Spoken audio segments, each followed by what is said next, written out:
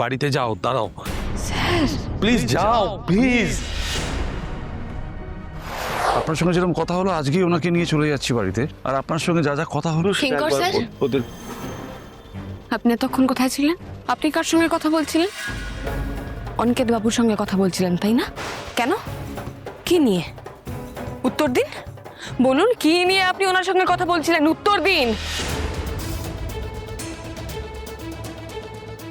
আমি এক্ষুনি সব নিজের কানে শুনে এসেছি কিঙ্কর স্যার, চুপ করে থাকবেন না, উত্তর দিন। সরি ম্যাডাম, আপনি এসব কি বলছেন আমি ঠিক জানি না, তবে লাস্ট আধ ঘন্টা কিন্তু উনি আমার সাথেই ছিলেন আমার চেম্বারে। আমরা ওই বাড়ি থেকে কি সেট আপ হবে, কী কী রিকুইজিশন লাগবে এগুলো নিয়ে আলোচনা করছিলাম। উনি তো অন্য কোনো কেবিনে যাননি। আপনি সব কি বলছেন? আপনিও মিথ্যা কথা বলছেন। আরে চুপ করো প্লিজ, বলছি তো চুপ করো, চুপ করো, চুপ করো। সিস্টার, সিস্টার, রাজনন্দিনী, কি হলো? রাজনন্দিনী কি হয়েছে মা? কি ডক্টর?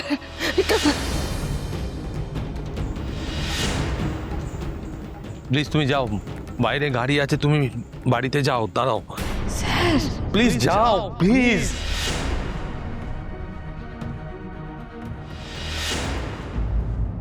না,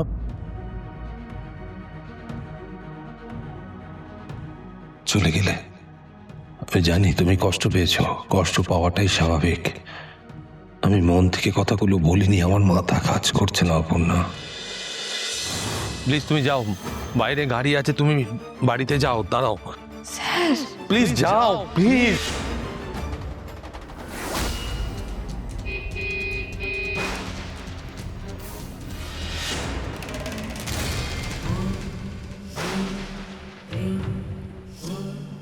এবার আর জীবনটা অকালে এভাবে শেষ করিস না রে মা। তুই কোথায় ছিলে মা? আমি ছিলাম, আমি আছি, আমি তোর পাশে থাকবো, কিন্তু তুই নিজেকে বোঝ মা। এ জীবনে অনেক কিছু করার আছে তোর। না না না না, আমার আর কিচ্ছু করার নেই, কিচ্ছু করার নেই, সব ভুল। কপালের লিখন ভুল হয় না রে মা। তোর কপালে লেখা আছে তুই। না, আমি শুনতে চাই না, আমি জানতে চাই না, শুনতে চাই না। আমার অতীত, আমার ভবিষ্যৎ, আমি কিচ্ছু জানতে চাই না। কিন্তু শুনতে যে তোকে হবে, নইলে যে তুই পথ হারিয়ে ফেলবি। মা, আমার কাছে আর কোনো পথ নেই, সব পথই অন্ধকার। আমার মনের যেটুকু জোর ছিল সেটাও এখন তলানিতে মা। আমি বুঝি তোর মনের অবস্থা। এমনিতেই মেয়েদের অনেক কিছু সইতে হয় রে মা, আর তুই দুই জীবনের জ্বালা নিয়ে এসেছিস, তোকে তো সইতে হবে অনেক বেশি। আর কত, কোথায় শেষ এর বলো মা, আর কত সইতে হবে? আয়, আয় আমার সাথে আয়। মা, এখন আর তোমার মেয়ে মনে হয় না অপর্ণাকে?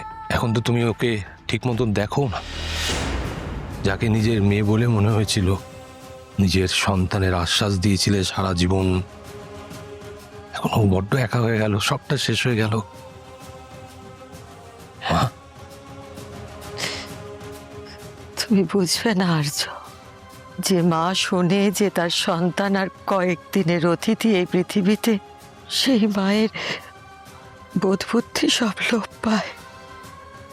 আমারও পেয়েছে।